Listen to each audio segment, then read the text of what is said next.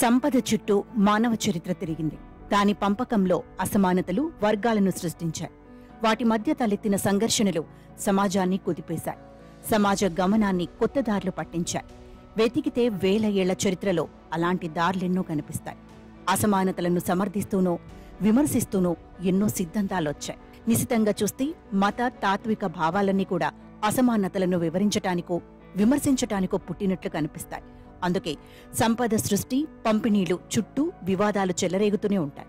ఇటీవల జరిగిన లోక్సభ ఎన్నికల్లో కూడా సంపద పంపిణీ చుట్టూనే ప్రచారం హోరెత్తింది. హిందువుల సంపదను ముస్లింలకు పంచడానికి కాంగ్రెస్ కంకణం కట్టుకుందని ప్రధాని మోదీ ఆరోపించారు.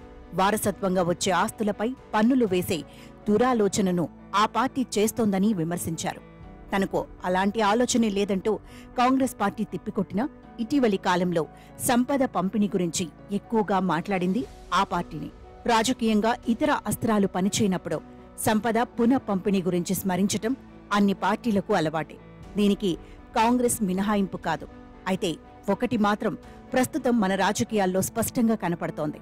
సంపద పునః పంపిణీ అనేది జనాకర్షణ నినాదంగా మారింది. అన్ని పార్టీలకు ఇది విస్మరించలేని విధానంగా పరిణమించింది. దీనికి ప్రత్యేకమైన కారణమూ ఉంది. ఏ ప్రజాస్వామ్య దేశంలో లేనంత స్థాయిలో సంపద ఆదాయ పంపిణీల్లో అసమానతలు భారత్లో ఏర్పడ్డాయని నిరూపించే గణాంకాలు ఇటీవలి బాగా వెలుగులోకి వస్తున్నాయి.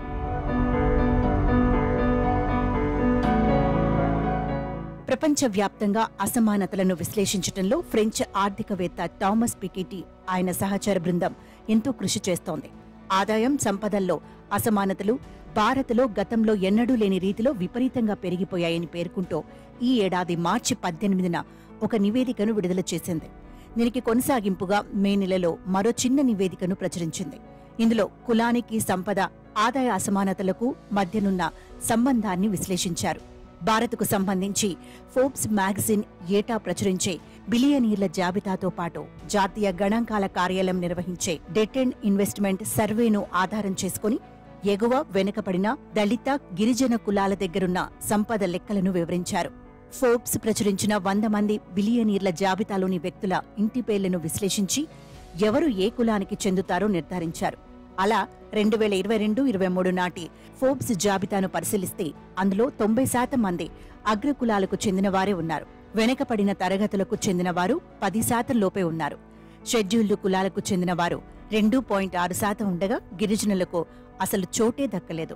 ఇక 2018-2019 నాటి ఏఐడిఐఎస్ ప్రకారం చూస్తే కాస్త భిన్నమైన సామాజిక చిత్రం కనపడింది. అగ్రకులాల జనాభా 25% ఉందనుకుంటే వారి దగ్గరున్న సంపద మాత్రం 55% వరకు ఉంది. ఓబీసీల దగ్గర 35% సంపద ఉంటే ఎస్సీ ఎస్టీల దగ్గర వారి జనాభాతో పోల్చితే సగం శాతం మాత్రమే ఉంది. అంటే 10%కి కాస్త అటూ ఇటుగా ఉంటుందని అనుకోవచ్చు.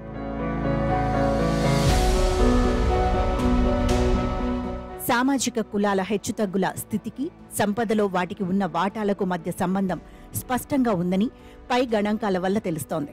మొత్తంగా సమాజాన్ని 4 కుల సమూహాలుగా చూస్తే ఇందులో ఎటువంటి సందేహం కలగదు. అయితే విడివిడిగా ఒక్కో కులాన్ని నిర్దిష్టంగా పరిశీలిస్తే మరో కఠిన వాస్తవం కనబడుతుంది.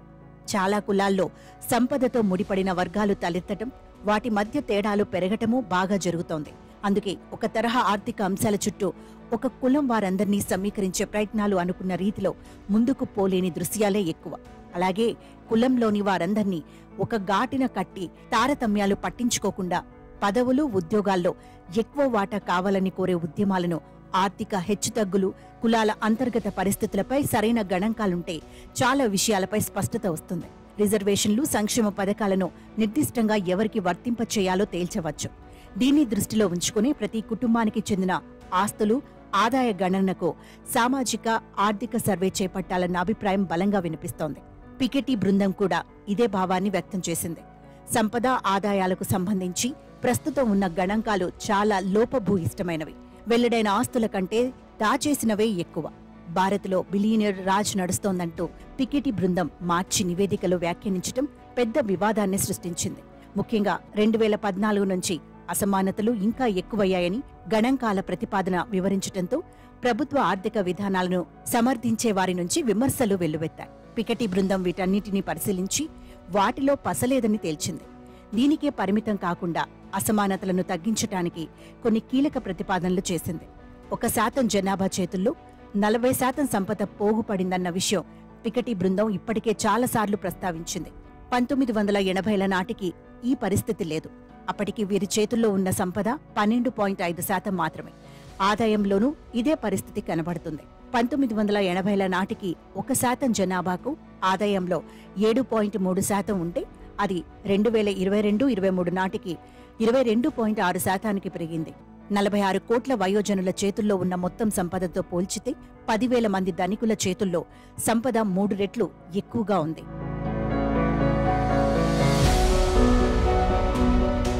అసమానతల్లో మనం అగ్రగాములమయ్యాం, విశ్వగురువుగా మారాం. మరి దీనికి విరుగుడు ఏమిటి?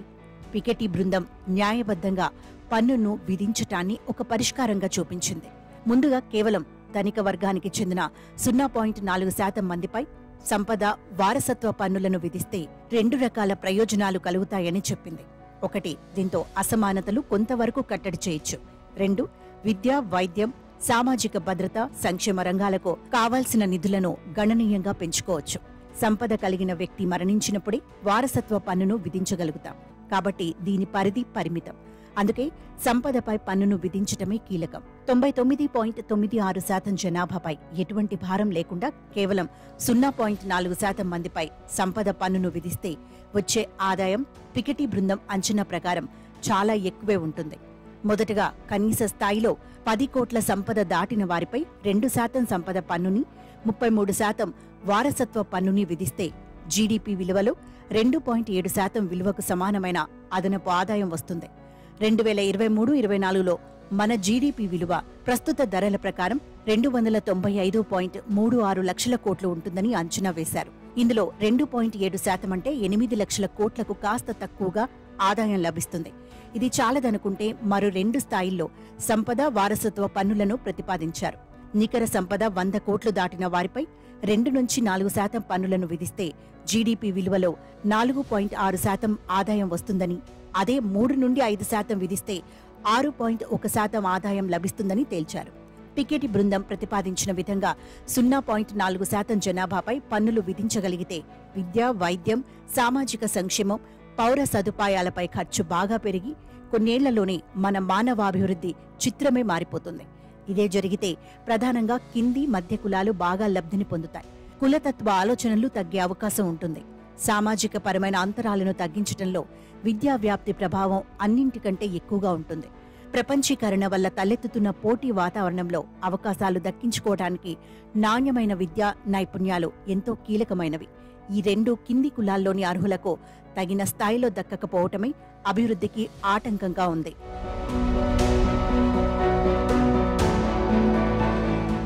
ఈ దిశగా చర్యలు లేకుండా ఆదాయ, సంపద అసమానతలు మరింతగా పెరగనిస్తే తలెత్తే 4 విపరిణామాలు ప్రధానంగా చెప్పుకోవచ్చు.